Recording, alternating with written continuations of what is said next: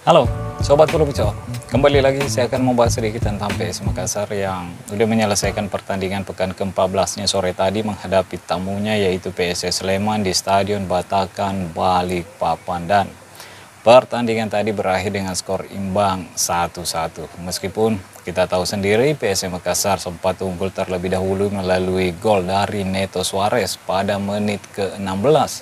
Tapi PSS Makassar tidak mampu mempertahankan keunggulannya sehingga PSS Sleman mampu menciptakan gol di menit-menit akhir tambahan waktu melalui Gustavo Tokanstin, teman-teman. Dan dengan hasil ini PSS Makassar untuk sementara berada di urutan kelima klasmen dengan mengoleksi 23 poin. Di atasnya ada Persita Tangerang dengan mengoleksi 24 poin. Di urutan ketiga ada Persija Jakarta 25 poin, dan di urutan kedua tentunya ada Persib Bandung, dan di puncak klasmen ada Persebaya Surabaya, teman-teman. Sayang sekali PSS Makassar tidak mampu mempertahankan keunggulan tadi. Sebenarnya 3 poin itu udah digenggam oleh PSS Makassar sejak menit ke-16, tapi di menit-menit akhir anak-anak asuh Coach Bernardo Tapares kecolongan melalui gol skema tendangan sudut, teman-teman. Dan ya, inilah sepak bola. Terkadang kalau kita kurang fokus selama 90 menit atau sampai peluit akhir dibunyikan, ya terkadang hasil seperti ini memang kita raih di dalam sepak bola. Dan tentunya saya berharap anak-anak asuh Coach Bernardo Tapares kembali berbenah setelah hasil imbang lagi-lagi menghampiri dirinya, teman-teman. Karena ini udah yang kesekian kalinya semenjak kekalahan atas Arema FC. PSS Makassar belum menyentuh kekalahan sejauh ini. Udah 9 pertandingan PSS Makassar tidak terkalahkan secara beruntun. Tapi dari 9 pertandingan ini hanya 2 kemenangan yang diraih oleh PSS Makassar. Menang melawan Madura United dan menang melawan Borneo FC. Sisanya 7 pertandingan PSS Makassar selalu mendapatkan hasil imbang. Dan kalau kita melihat statistik PSS Makassar sejauh ini sampai pekan ke-14 ini, ya baru 1 mengalami kekalahan, teman-teman. Baru 1 kekalahan, tapi untuk kemenangannya hanya 5 kemenangan, 8 hasil imbang. Itu yang membedakan dengan tim-tim yang ada di atas PSS Makassar seperti Persebaya Surabaya yang juga baru mendapatkan 1 kekalahan, tapi dari total kemenangannya cukup bagus. Ada 10 kemenangan yang mampu diraih oleh Persebaya Surabaya. Persib Bandung yang belum menyentuh kekalahan sejauh ini di Liga 1 tentunya akan kembali fokus ke Liga setelah misinya di AFC Cup tidak berjalan mulus juga, teman-teman. Dan kita lihat sendiri apakah Persib Bandung mampu mengejar Persebaya Surabaya yang saat ini duduk di puncak klasmen sementara, teman-teman. Dan kalau kita kembali ke pertandingan PSS Makassar versus PSS Sleman, ya tentunya saya sangat menyayangkan hasil imbang ini, teman-teman, karena andaikan PSS Makassar mampu memenangkan pertandingan tadi, maka poin PSS Makassar akan menyamai poin Persija saat ini yang duduk di peringkat ketiga klasmen dengan mengoleksi 25 poin. Tapi ya, apa boleh buat, pertandingannya udah terjadi, hasilnya juga udah kita lihat, berakhir kembali dengan imbang.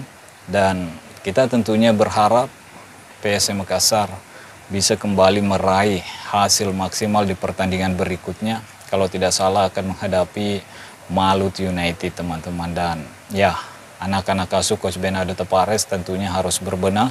Begitupun Coach Bernardo Tapares selaku pelatih kepala PSS Makassar, ya harus berbenah juga untuk mengatasi apa yang menjadi kekurangan timnya selama ini. Karena kalau kita melihat di pertandingan tadi, ada beberapa hal yang memang harus ditingkatkan oleh anak-anak asuh Coach Bernardo Tapares.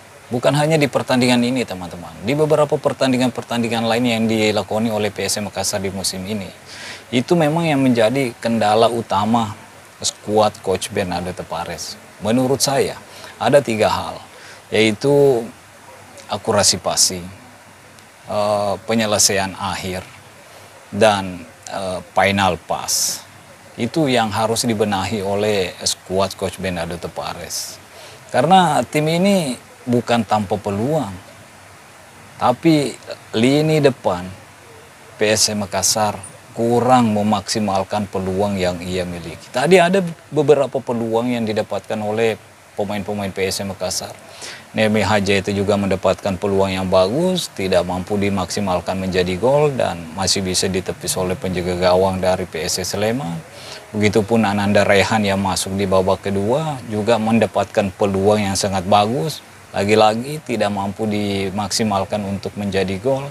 Begitupun Adilson Silva yang juga masuk di babak kedua, mendapatkan peluang juga melalui solorannya, tapi ya tidak mampu juga dimaksimalkan di pertandingan tadi. Dan itu yang membuat PSM Makassar di beberapa pertandingan terakhirnya banyak mendapatkan hasil imbang karena finishing yang tidak bagus, teman-teman.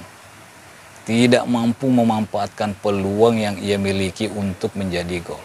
Ini saya udah sering katakan di video-video sebelumnya bahwa kalau PSM Makassar mampu memaksimalkan peluang yang ia dapatkan, tentunya PSM Makassar akan banyak mendapatkan 3 poin dari 9 pertandingan secara beruntun tak terkalahkan ini, teman-teman. Tapi kita udah lihat dari 9 pertandingan ini hanya 2 kemenangan yang diraih oleh anak-anak asuh Coach Bernardo Tavares. Dan untungnya PSM Makassar ya masih bisa dikatakan saat ini berada di papan atas klasemen, urutan kelima, teman-teman. Jadi masih banyak peluang, masih banyak kesempatan.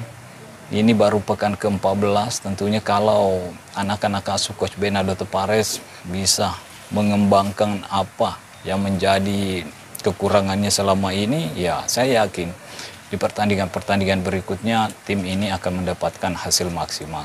Tim ini akan bisa mengalahkan tim manapun di Liga 1 musim ini, teman-teman. Karena bukan tanpa kualitas, meskipun PSM Makassar dihuni banyak pemain-pemain muda, tapi ya anak-anak ini udah membuktikan dengan tambahan pemain-pemain asing seperti Yoram Fernandes, Neto Suarez, begitupun dengan Latir Pal di lini tengah.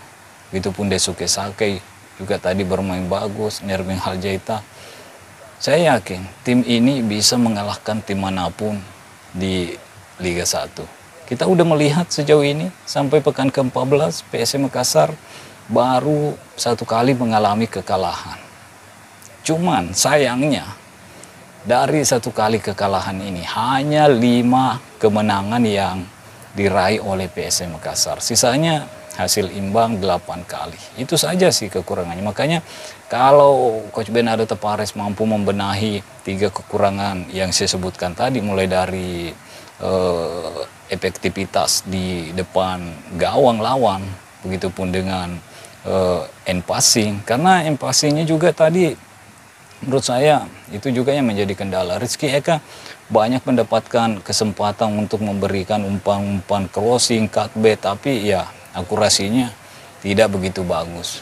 Dan itu juga masalah akurasi passing PSM Makassar di beberapa pertandingan di bawah 70%, teman-teman. Bahkan ada 63% kalau tidak salah di pertandingan tadi melawan PSS Sleman. Jadi saya harap anak-anak asuh Coach Bernardo Tavares bisa bangkit di pertandingan berikutnya dan bisa meningkatkan apa yang menjadi kekurangan di dalam tim ini sehingga mampu mendapatkan hasil-hasil terbaik di pertandingan berikutnya. Karena bukan tidak mungkin PSM Makassar akan terus berada di papan atas klasemen jika PSM Makassar mampu mengatasi hal-hal yang menjadi kekurangan PSM Makassar selama ini sampai pekan ke-14, teman-teman. Oke, gimana menurut kalian semua? Mungkin sampai di sini dulu. Stay healthy, no baper-baper. Bye-bye.